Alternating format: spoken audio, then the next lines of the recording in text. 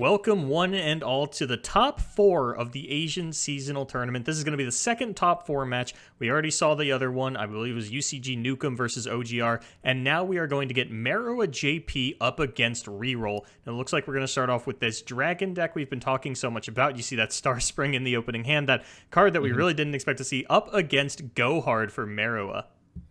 Yeah, and this is really interesting for Merua too, because I don't know if you noticed, but there's a Lucian Misfortune deck on the as far as the other deck is concerned. I'm actually very curious to see how that performs if we do get to see it here in just a second. Obviously, we know how Go Hard does. We've seen plenty of Go Hard. So in this particular matchup, though, I am curious to see how Go Hard does versus a deck that we have just now become more familiar with in Korea, in this Dragon deck. And as always, once again, we see the Spring Guardian in hand.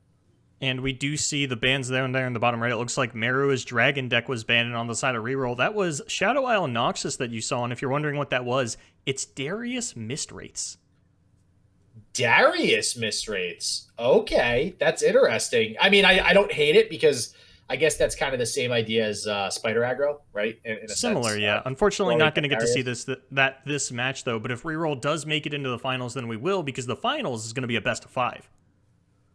Yeah, which means we will get to see all the decks. And I'm actually pretty excited in general. You know, we've made it to the top 4 here, and we're seeing some pretty original stuff out of all the players, it looks like. You know, that Darius deck, and then, like I mentioned, maybe we'll see this Lucian Misfortune deck next. But in the meantime, getting into the action, even this Go Hard deck is a little bit different than we're used to seeing in the West, right? I mean, that's a copy of the box in Merua's hand, and there are 2 copies in the deck as a whole. Yeah, box is actually something I've started to see come up a lot more lately. And not just Go Hard, just in a lot of control decks. And it does come in pretty good spots. It does something that a lot of the other AoE doesn't do. Like Avalanche does 2 to each unit, Withering Wail does 1. Box very crucially does 3. It just has that condition of summoning them on the same turn. So we'll see if that's going to come in big here versus ReRoll. I don't think it will. It is a little unfortunate. It's interesting because the Fearsome deck was banned for ReRoll, and that feels like the matchup where the box absolutely performs the best. And it's always been an interesting consideration for me when you see these players take decks into tournaments where they're very obviously teched for a matchup, and then they ban that matchup. Now, obviously, box isn't only good against Misrace, it's good against a variety of other things, but Merua deciding to take that one off the table, and I am curious if the Darius did play an impact into that, as well as the Captain Farron, that is the other Noxus card in the deck, because those are not units that die to the box. Those are very threatening sort of units that are nearly impossible for Merua's Go Hard deck to deal with. And Merua taking a little bit of time to just consider the options here. I do like the salvage. You know, ReRoll has already tapped out of most of the mana for the turn. This attack doesn't seem to be too threatening. And I think it's going to be interesting because I think turn 5 here, when we start seeing these Screeching Dragons come down, is really going to be the impactful turns for ReRoll. Now, unfortunately, we don't have the attack token on the side of ReRoll on turn 5. So it's going to be an extra turn to get those bad boys online. But again, I do think Screeching Dragon is going to be pretty big in this matchup as long as we can keep them alive. And right now, it seems like we have the hand to do exactly just that. And ReRoll just not attacking at all on the previous turn, really valuing keeping that attack token open so that Merua couldn't get down a Dreadway deckhand and get a keg, sort of get that free Go Hard kill onto the Brightsteel Protector. Instead, just passing the turn over, and I don't know if that's really the line that you want to be taking here. I was actually surprised to see Merua not go for the Twisted Fate either and just, you know, jam down this salvage to start things off. Granted, it can be difficult to have the Twisted Fate survive against a deck like this. Generally, you see Targon and you think, okay, I'm pretty safe to get this down. Single combat sucks. Concerted Strike sucks. You know, if my Twisted Fate dies, it's whatever. But there are Screeching Dragons in this deck that we don't normally see out of sort of the traditional Targon builds, the region where you really value that Twisted Fate win condition. So it's not something that I think Merua is going to be able to play to in a matchup like this. Yeah, and that's one of the differences with this Dragon deck, right? You know, you do have to worry about something like Screeching Dragon. So makes sense. Don't think we're ever really going to be leveling up this Twisted Fate. If you do, it's probably just dumb luck, to be honest with you. So here's a question. That Unyielding Spirit is nearly unanswerable for Merua. It would have to be very specifically a vengeance in response to it. Do we just try to jam this down onto Screeching Dragon on the following turn if Merua goes below 7 mana?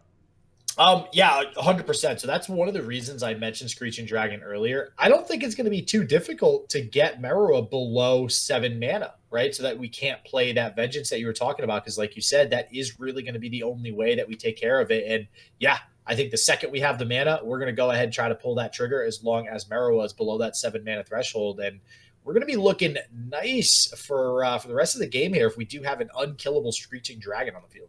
Yeah, and might not even need to go for that in the meantime because there's still a lot of heal in the hand for this Screeching Dragon. You know, we see that Spring Gifts, I would imagine it's going to come out after the kill onto this Elise. This could just be a glimpse beyond. Either way, this Screeching Dragon not going to fall into go hard range thanks to the Fury mechanic. And I gotta say, Screeching Dragon just feels so good against this go hard deck. Anytime that I was playing this matchup against, say, Shen Fiora, I was usually more afraid of the Screeching Dragon than I was of the Fiora. Ooh, okay, but the TF gold card could potentially take care of this dragon. So I guess the question is, how much do you really value it? And it looks like, yeah, we are actually going to get Dragon's Clutch For to the save the dragon. +1/+1, Wow. and then we can heal it up with Spring Gifts after the fact if we Yeah. really want to. Just get it out of range of everything. Yep. This is going to be a massive Screeching Dragon for reroll. And now Vengeance is probably going to have to come out of Merua proactively to deal with this. There's a very good chance that we get this Unyielding Spirit off. I'll tell you, I've always made fun of Spring Guardian because it always seems questionable. But as I keep seeing these dragon decks get played, I'm kind of questioning why we don't have more than one copy. I'm like, Spring Gifts is just amazing on something like Screeching Dragon. We always talk about it being played on tough units like Radiant Guardian, which we also see 3 of in this deck. But to play it on a big Screeching Dragon like this, oh my God, it's almost impossible to deal with now. And not only that, but there's another Screeching Dragon. There's still the Aurelian Soul threat that Merua is going to have very few answers to. It's usually going to take go hard into some kind of hard removal, but we don't have any hard removal in Merua's hand. All that we can really do right now is try to play for a Pack Your Bags, but even that isn't going to do anything to deal with Reroll's board. Everything is just way too big. Yeah, and you know what's interesting? We do only have the 2 copies of Aurelian Soul, not necessarily 3, but people are always worried, or not worried, I guess, because Aurelian Soul's level up isn't necessarily always a goal.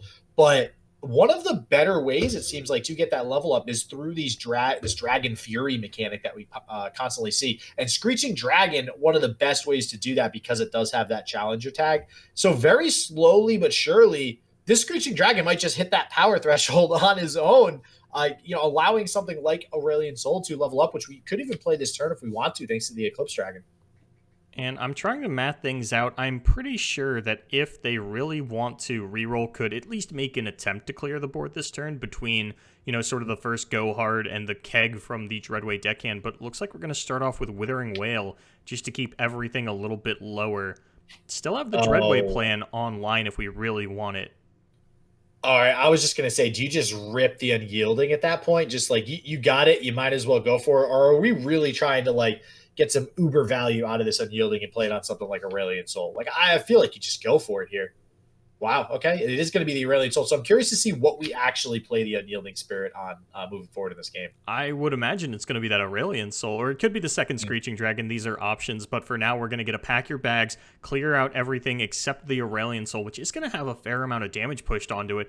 We do have the Star Shaping to heal it back up, but with the 5 damage going at face as well, we might start to worry about our life total a little bit because that's the only healing spell in the deck. We do still have Radiant Guardians, but really not a lot of draw power in this deck, at least not for things that aren't dragons, thanks to the Dragon's Clutch. So, maybe we start to get a little bit worried about our life total and just fire it off there. Yeah, and see, so we mentioned that Vengeance is kind of the only answer to the Screeching Dragon in response to the Unyielding. Otherwise, it would have been pretty hard to remove. Obviously, Pack Your Bags does it. So if we had played Unyielding there, we would still have Screeching. So I wonder if reroll strategy going into this game against something like Go Hard is, okay, if I am able to just get an Aurelian Soul to stick, since he will survive something like that first Pack Your Bags that we just saw, maybe I just auto win essentially because I'm just going to generate those constant Celestials every turn, which will probably at some point lead to some lifesteal, which, gives you just a better chance overall in the game. So I'm curious to see. I really want to see the Unyielding Spirit come out. It's a one of. I think we saw there was a couple other players playing Dragon that have all the Dragon decks played Unyielding Spirit so far. Not all of them. I think there was actually a Shen Fiora that was playing it.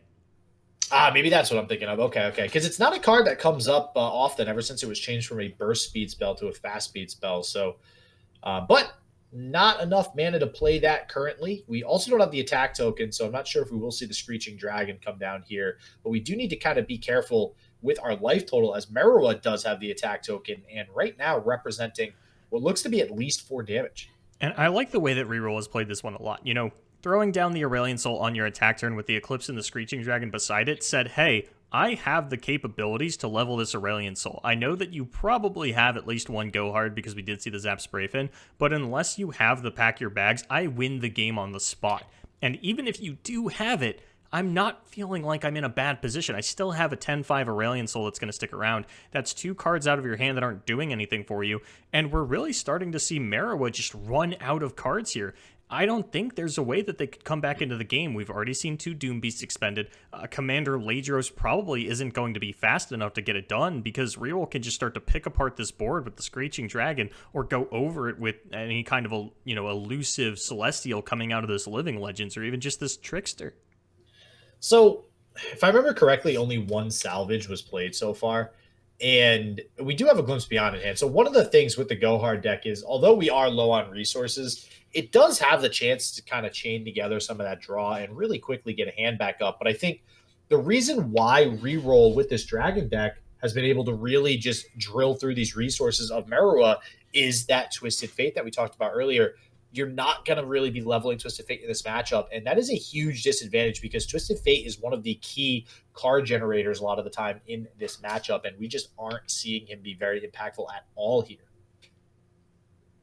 So if we do want to level the Aurelion Soul, we would have to see the Living Legends. And it looks like we're not going to go for it. Just going to reattach the Spell Shield to that unit. Maybe get the Trickster down. I believe that puts us about 2 shy.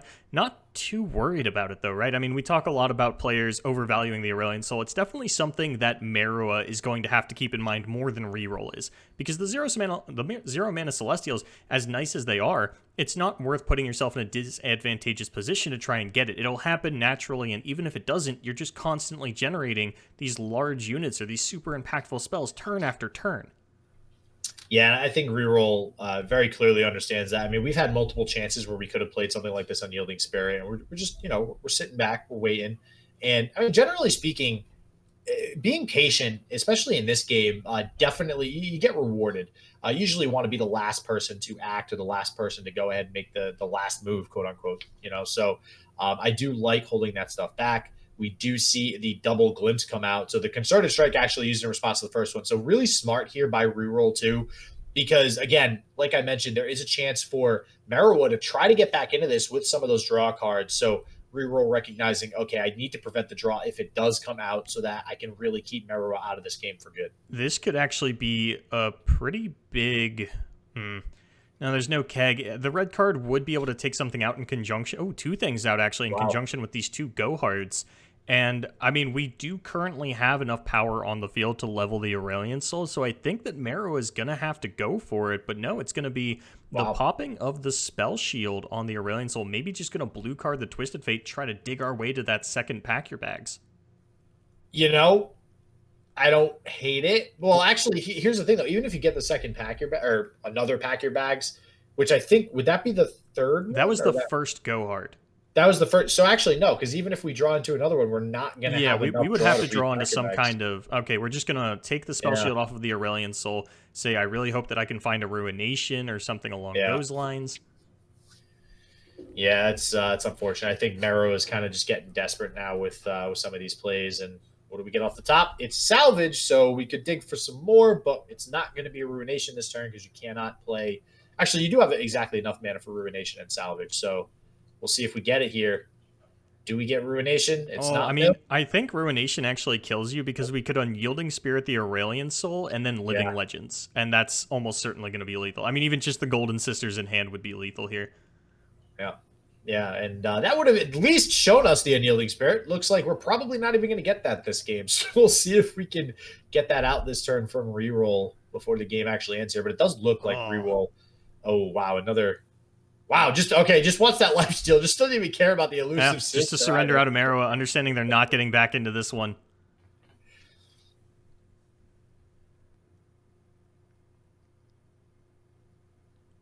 A pretty commanding looking victory for a reroll there in game number 1. Merua going to take a run back on this go hard up against the indoor spiders of reroll. Yeah, you can go ahead and ban out the fearsome deck, but reroll had a second one in reserve. And I'm not going to lie, SJW, this is not a matchup that I am used to seeing too often. Obviously, go hard on a Bark Beast is going to feel phenomenal here on turn number 1, but 9 times out of 10, if Vengeance is your only fast speed removal, you do not deal with indoor particularly well. Yeah, I mean, maybe, even like 3 months ago, 2 months ago, this was a They Who Endure meta, maybe a little bit longer. We saw They Who Endure a ton. This has very much been a TF Go Hard meta with They Who Endure not really being present whatsoever. And very interesting that we're seeing it here in the top 4 as well. So this deck has been able to theoretically take down much of the competition today. And it had to have had this matchup. Like, this has to have been a matchup that ReRoll has seen. So I'm super, super curious if we're able to take a win here. But this also leads me to believe that maybe the picks and bans for ReRoll were based around this deck. Maybe he's just thinking, okay, this is probably going to be a loss, possibly. And then we'll just go into game 3. But like you said, with only having something like the Vengeance for removal, I'm not sure if Merua is going to have a good game here.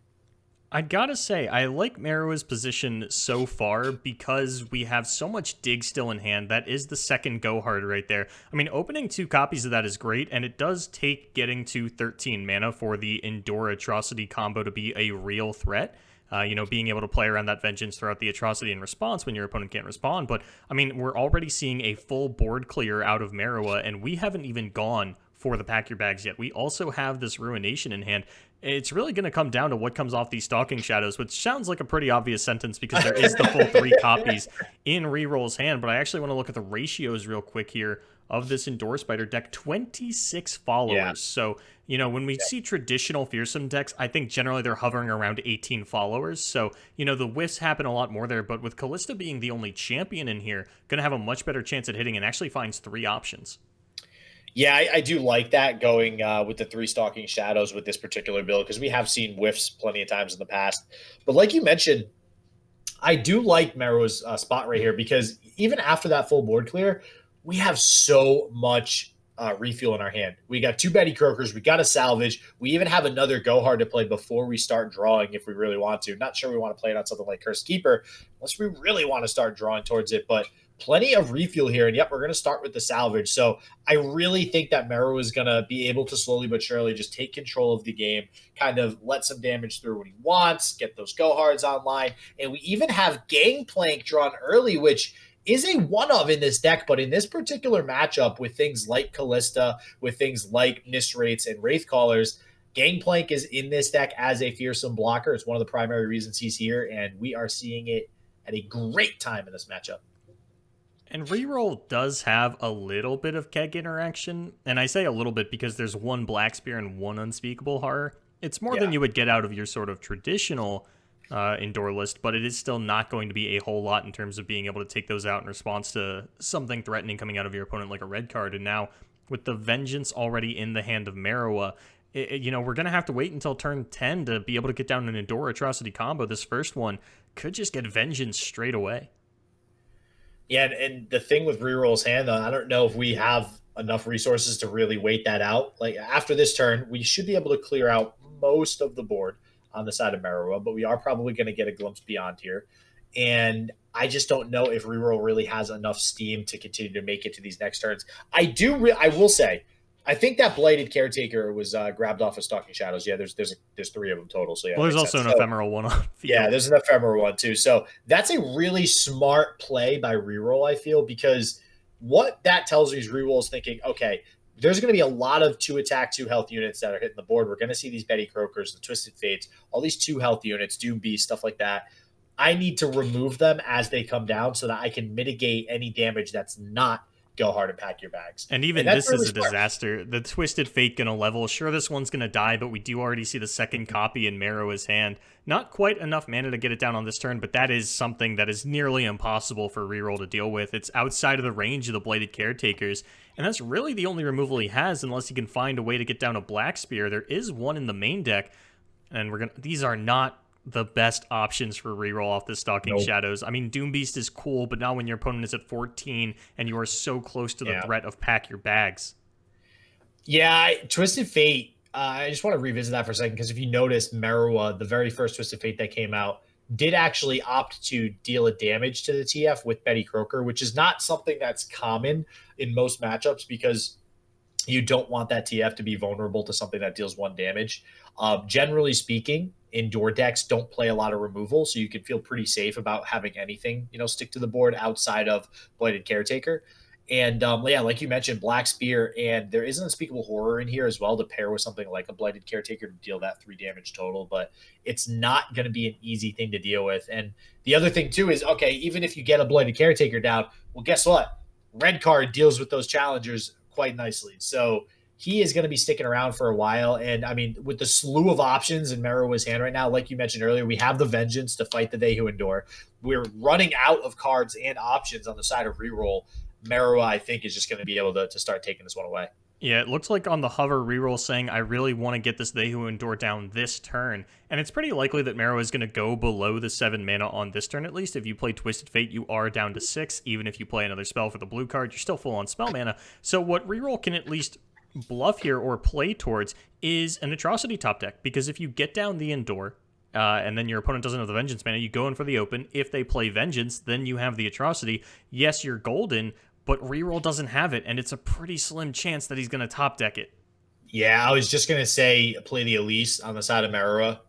So you mentioned it. Obviously, if we play TF, we're below Vengeance mana. So I actually really like the Elise here, and we're instantly just snap deciding Vengeance. Really love that Elise. Really loves keeping that mana open. And now we just really are putting reroll in a really tough spot. Yeah, reroll didn't wait for Merua to go below the mana threshold that he needed to play for the out, and if he top decks Atrocity, but it's a Ravenous Butcher, so you're not going to feel too bad about the decision regardless. And I gotta say, once Merua gets down this Twisted Fate, I'm pretty sure we're just going to see a surrender out of reroll. So you know what, go next. Yeah, you pick up the win. I have a good feeling about my next matchup, but dealing with a leveled Twisted Fate is going to be difficult.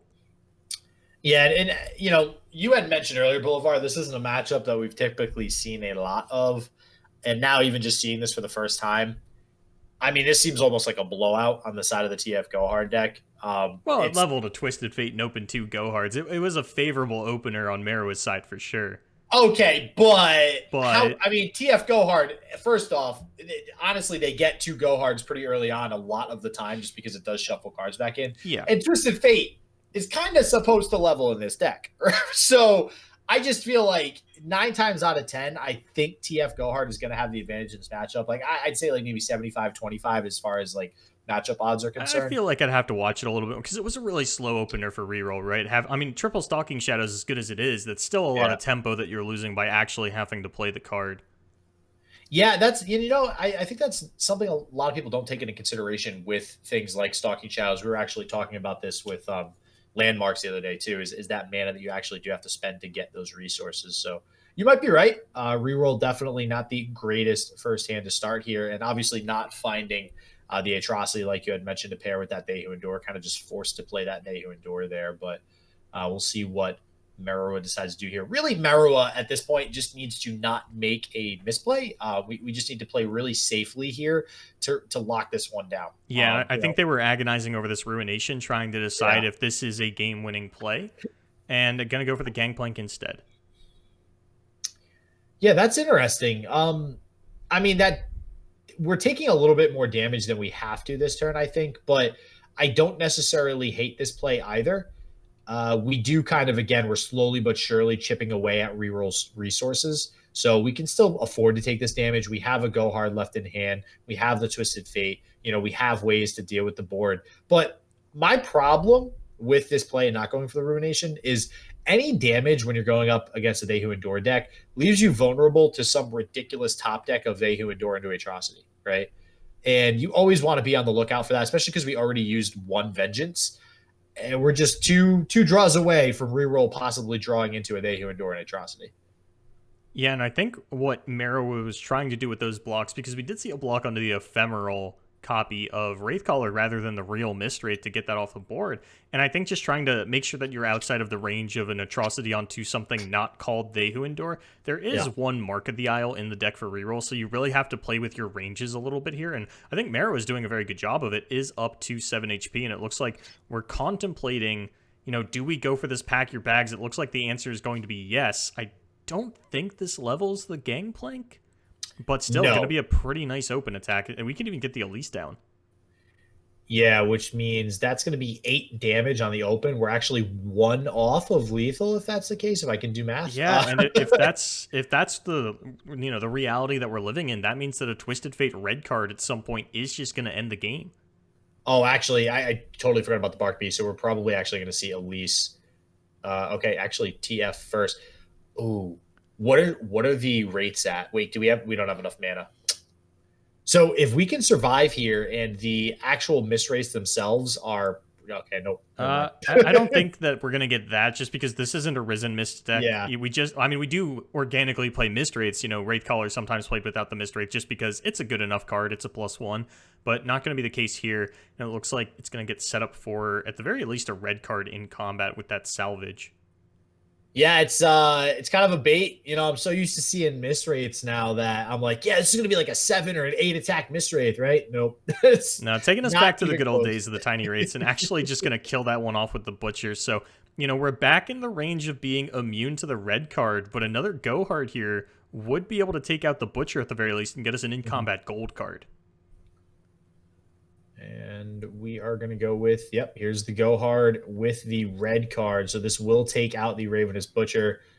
We'll see if we get anything else. This actually, does this clear? Does everything else at 1 health, I think, now? Or everything's at 2 still. Oh, no, the red card hasn't.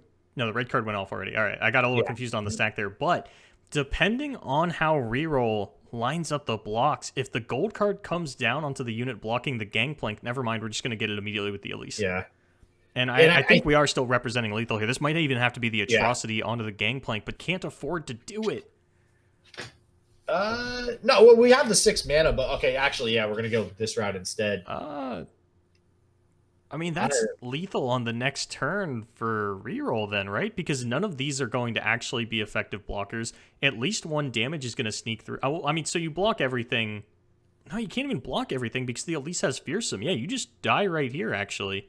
Yeah, I'm actually surprised we didn't see the atrocity onto the Gangplank there. That would have at least had to survive one more turn. But yeah, it's an unfavorable situation anyway. But we'll see if ReRoll can bounce back in game number 3 with that Endure deck. All right, SJW, we are down to game 3 of the top 4. Merua JP versus ReRoll. Winner goes on to face OGR in the finals of the inaugural Asian seasonal tournament. I am excited for this one. We're going to have Lucian Scouts up against Endure Spiders. This is not a matchup that I thought we'd be seeing to put one player into the finals. No, I wouldn't expect to see this in a tournament period as of late anyways, and then to see it in the top 4 kind of blows my mind, I'm not going to lie. And, usually when we talk about Scouts, we're talking about Misfortune Quinn, and like you mentioned, Lucian Misfortune. So even more aggressive, if you can believe that, than Misfortune Quinn. We already see 3 Misfortune in the hand of I don't know if that's a good thing or a bad thing. I'm going to go out and say it's a bad thing. Merua has triple MF as well as the Lucian Senna combo, but ReRoll has Bark Beast, Cursed Keeper, Ravenous Butcher. Both these players just getting sort of their ideal openers here. Yeah, and it's unfortunate because we're probably going to get the Ravenous Butcher here before we're able to get down a Misfortune and then a Make It Rain to kind of kill that Bark Beast before it triggers. And I got to say I give the advantage to ReRoll with this opener. This 10 damage on turn 2 is incredible. Yeah, here we go. There's a blocker. This is the dream opener. This is amazing. This is actually not that bad for Merua, right? Because you can play a Lucian on the following turn and still be able to take out this Escaped Abomination with that quick attack. This is definitely one of the better hands that Merua could have to deal with this absolutely insane opener that ReRoll has presented. We definitely have a high-impact game on our hands here, and I am excited. Yeah, this is aggressive, really quickly. And I got to say, right, so like you mentioned, there's a lot of damage incoming from ReRoll on that first turn there, but I guess Merua shouldn't really even be concerned with that damage, right? Because Merua's deck is trying to win probably faster than the Dehu Endure deck, right? So I think it's okay to take that damage because in the long run, and when I say long run, I mean the next 2 or 3 turns, I think Merua is going to get the better trades, but it looks like ReRoll actually going to go ahead and take that 4 straight to the face. That way, not getting to take advantage of that quick attack on the side of Merua. And now we have a humongous field that you're going to have to deal with on the side of ReRoll. And you don't even feel safe getting down the Lucian here as a blocker, because even the level up isn't going to be cheeky enough to stop any of these units from trading into it. I mean, ReRoll, it might just have lethal on the following attack turn. I think Merua is going to have to go for a double block. Yeah, we're tossing a misfortune to the wind here, which I like. We kind of have to do it. We have extra misfortunes in hand, so it doesn't feel terrible, but yeah, I mean, you're still leaving your opponent with a 3/3 and 2 3/2s. You're gonna have the Lucian and Misfortune coming down next turn. Yeah, so you're gonna be down to 2 life once this Bark Beast connects. I don't think there's anything that Merua could draw to. And Stalking Shadows, if we could just end the game this turn, or not necessarily this turn exactly, but set up for the lethal if we get a Doom Beast, but it's a Bladed Caretaker. I mean, that's even better almost. You've certainly got lethal on the next attack turn. Yeah, this, I guess nothing really quite beats that dream opener for a They Who Endure deck. It's been a while since we've seen They Who Endure play, but holy Jesus, that opener is insane with Curse Keeper and Ravenous Butcher. And wow. And not only that, we drew all of the rest of the aggressive units, right? So we were just able to continue that advantage. Surrender out of Merua ReRolls going on to the finals to face OGR.